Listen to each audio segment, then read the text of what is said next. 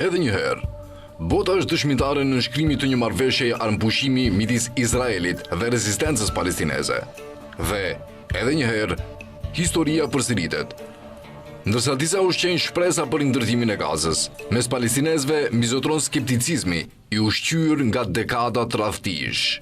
Në fakt, historia tregon se Izraeli kurrë nuk i ka respektuar angazhimet që ka nënshkruar.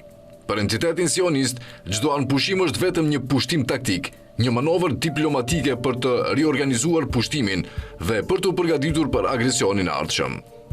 As anëpushimi i fundit nuk ishte përjashtim.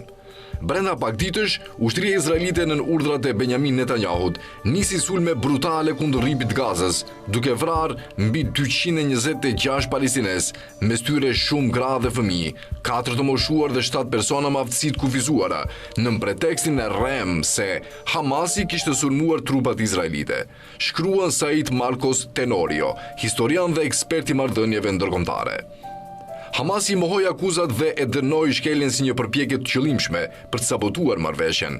Ai theksoi gjithashtu se shkeljet sistematike të anëpushimeve dëshmojnë se pushtimi ndjek një politikë të qëllimshme të vrasjeve masive, jo si raste të izoluara, por si strategji e qëndrueshme.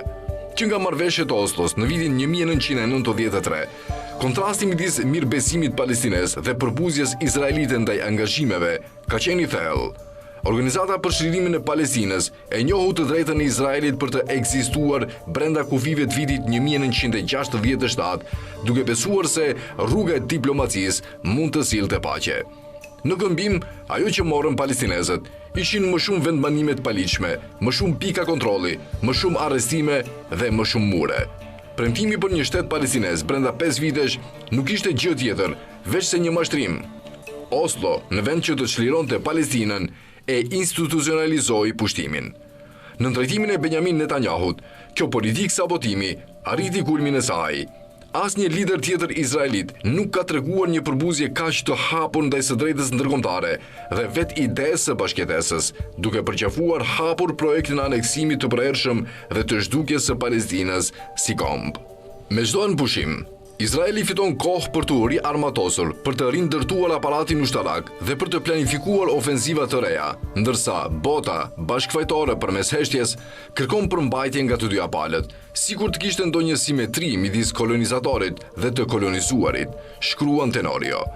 Që nga viti 1948, Izraeli ka shkelur në mënyrë sistematike rezolutat e OKB-s që kërkojnë tërheqjen e ushtrisë nga territoret e pushtuara, ndalimin e kolonizimit dhe kthimin e refugjatëve. Ai shpërfill Kartën e Kombeve të Bashkuara, Konventën e 4 të Gjenevës dhe gjitha marrëveshjet e anëpushimit që kanë nënshkruar. Përbuzja e tij ndaj traktateve nuk është rastësore, por strukturore. Ajo është pjesë e logjikës sioniste të zgjerimit dhe përjashtimit që e sheh territorin palestinez si një hapësirë që duhet pastruar nga banorët e saj autokton. Edhe përballë një shtypje të tillë, populli palestinez nuk dorëzohet. Me çdo bombardim ngrihet një brez i ri, i shtyr nga dinjiteti dhe dashuria për tokën. Rezistenca, politika kulturore dhe armatosur është përgjigje e ligjshme një populli që refuzon të zhduket. Izraeli përpiqet ta kthejë çdo marrëveshje në një instrument nënshtrimi, por palestinezët e shndrojnë çdo shkelje në dëshmi se lufta e tyre është e drejtë dhe e pathyeshme.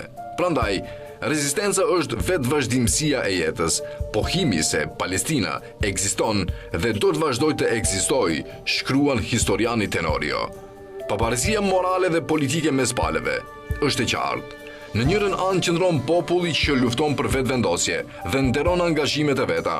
Në tjetrën, një fuqi ushtarake që jeton nga tradhtia, pushtimi dhe mohimi i tjetrit.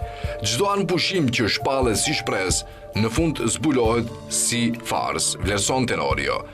Diskursi për paqen shërben vetëm për të legjitimuar shtypësin dhe për të heshtur viktimën. Paqja e vërtet nuk do të lindë nga marrëveshjet nënshkruara prej atyre që kanë si praktik të përhershme mos respektimin, por nga rrëzimi i sistemit kolonial që mban gjallë entitetin sionist. Ndërsa bombat bien dhe muret ngrihen, populli palestinez vazhdon të rindërtoj atë dheun me duart e veta. Çdo shtëpi e rindërtuar, çdo flamur i ngritur mbi rrënoja, është një akt sovraniteti, nderi dhe guximi. Edhe pse Gaza mbetet e rrethuar, bregu perëndimor i coptuar dhe Jerusalemi lindor po judaizohet, populli palestinez qëndroni patundur, dhe pikërisht kjo qëndres e mban gjallë kauzën e çlirimit, sepse pavarësisht gardheve, bllokatave dhe bombave, Palestina vazhdon të ekzistojë në rezistencën e popullit të saj. Dhe kjo rezistencë është përgjigja më e fuqishme ndaj dështimit moral dhe politik të Izraelit, shkruan mëtej historiani Said Marcos Tenorio.